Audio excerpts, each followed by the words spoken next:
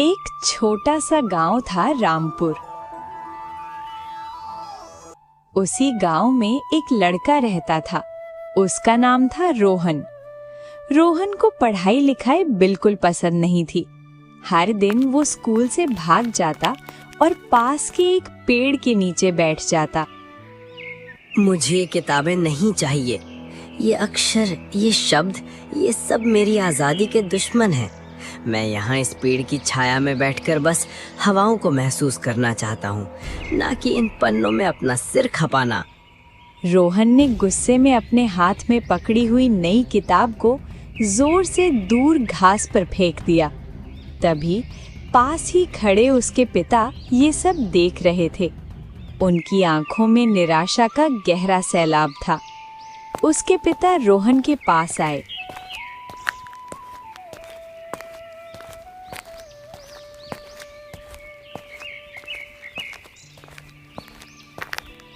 रोहन, क्या तुम्हें पता है कि इन किताबों को खरीदने के लिए मैंने कितनी मेहनत की है? तुम अपनी जिंदगी का सबसे कीमती समय बर्बाद कर रहे हो। पढ़ाई तुम्हें वो ऊंचाई देगी जहां शायद मैं कभी नहीं पहुंच पाया। पिताजी, पढ़ाई का क्या फायदा? जो लोग दिन रात पढ़ते हैं वे भी तो अंत में इसी मिट्टी में मिल जाते हैं।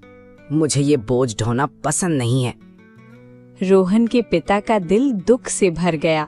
वे जानते थे कि रोहन की जिद उसे अंधकार की ओर ले जा रही है। अगली सुबह वे रोहन का हाथ पकड़कर सीधे गांव के स्कूल के मास्टर जी के पास ले गए। मास्टर जी, मैं हार चुका हूं। ये लड़का पढ़ाई का नाम सुनते ही आग बबूला हो जाता है। आप ही बताइए, मैं इसे कैसे समझाऊं? इसका भविष्य क्या होगा? मैं इसे पढ़ा लिखा कर बड़ा आदमी बनाना चाहता हूं, लेकिन ये है कि पढ़ना ही नहीं चाहता। रोहन बेटा, इधर आओ। डरो मत, मैं तुम्हें कोई सजा नहीं देने वाला। अच्छा ये बताओ, तुम पढ़ना क्यों नहीं चाहते? क्या तुम्हें पढ़ लिख कर बड़ा आदमी नहीं बनना? नहीं मास्टर जी, वैसे भी पढ़ने लिखने से क्या फायदा? मुझे पढ़ना नहीं है और मुझे ही किताबें वैसे भी पसंद नहीं है। मुझे इनसे चिढ़ सी हो गई है। पता नहीं क्यों जब भी इन किताबों को देखता हूँ तो मुझे बहुत गुस्सा आता है। अच्छा ठीक है, अगर तुम्हें नहीं पढ़ना तो मत पढ़ो, लेकिन मेरा एक काम करोगे? क्या तुम मुझे एक छोटा सा काम करके दिखा सकते हो? नहीं, किताब नहीं। देखो, ये एक पुराना मुरझाया हुआ पौधा है। इसकी जड़ें सूख रही हैं और पत्तियां गिर रही हैं।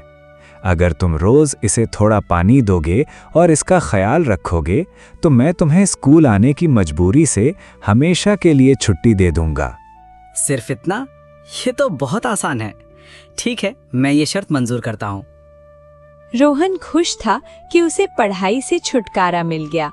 उसने उस सूखे पौधे को लिया और उसे स्कूल के पीछे एक धूपदार कोने में रख दिया।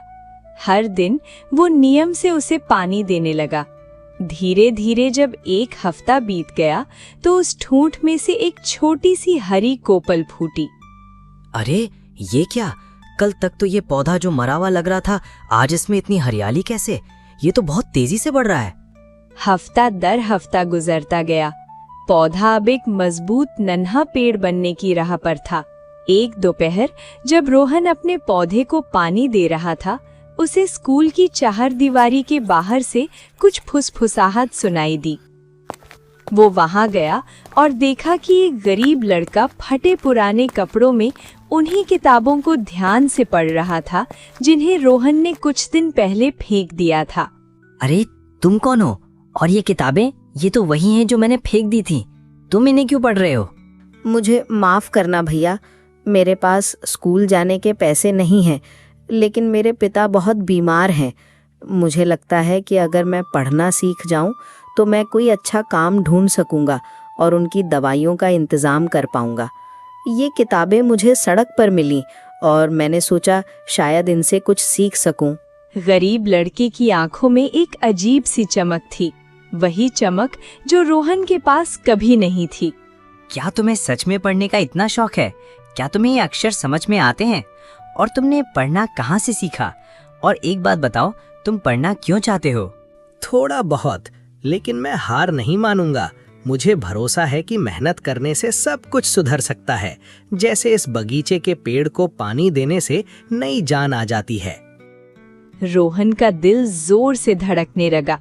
उसे अपनी फेंकी हुई किताबों का पछतावा होने लगा। उस गरीब बच्चे की बातों ने जैसे उसके अंदर एक सोई हुई चेतना को जगा दिया। उसने अपने सामने रखे उस पौधे को देखा जिसे उसने अपनी मेहनत से सींचा था। उसे समझ आया कि पौधा और उसका जीवन एक ही थे। मुझे समझ आ गया। मास्टर जी ने मुझे ये काम इसलिए दिया था ताकि मैं समझ सकूं कि बिना पोषण के कुछ भी नहीं पनपता। रोहन तेजी से दौड़ता हुआ मास्टर जी के पास गया। वो हाँफ रहा था, लेकिन उसकी आंखों में एक नई चमक थी। मास्टर जी, मुझे माफ कर दीजिए। मुझे स्कूल जाना है। मैं अब और समय बर्बाद नहीं करना चाहता। और एक और बात, मेरे साथ वो लड़का भी पढ़ेगा। क्या आप उसे भी दाखिला देंगे? मास्टर जी ने रोहन की ओर देखा। उनके चेहरे पर एक संतुष्ट मुस्कान आ गई। उनकी आंखों में गर्व के आंसू छलक आए थे। रोहन, तुमने आज जो सीखा है वो किताबों के ज्ञान से कहीं ज्यादा बड़ा है। तुमने इंसानियत सीखी है। वो लड़का कल से हमारे स्कूल का हिस्सा होगा।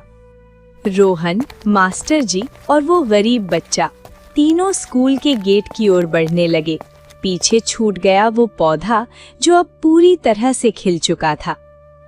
भैया, क्या आप मुझे सिखाएंगे कि ये अक्षर कैसे जुड़ते हैं? हाँ, हम दोनों साथ मिलकर सीखेंगे। आज से हमारी नई शुरुआत है। मास्टर जी, क्या मैं भी एक दिन पढ़ लिख कर बड़ा इंसान बनूंगा और अपने बापूजी के लिए दवाइयाँ ले पाऊंगा? मेहनत और लगन से तुम जो चाहो वो बन सकते हो बेटा। बस कभी रुकना मत। अब शाम हो गई थी। रोहन ने मुड़कर उस पेड़ को आखिरी बार देखा। उसे आज ये सबक मिल चुका था कि जीवन में बिना शिक्षा के इंसान सिर्फ एक मुरझाया हुआ पौधा है, जिसे बढ़ने के लिए ज्ञान रूपी जल की आवश्यकता होती है। रोहन की जिंदगी का रुख बदल चुका था और उसके साथ साथ उस गरीब बच्चे की तकदीर भी।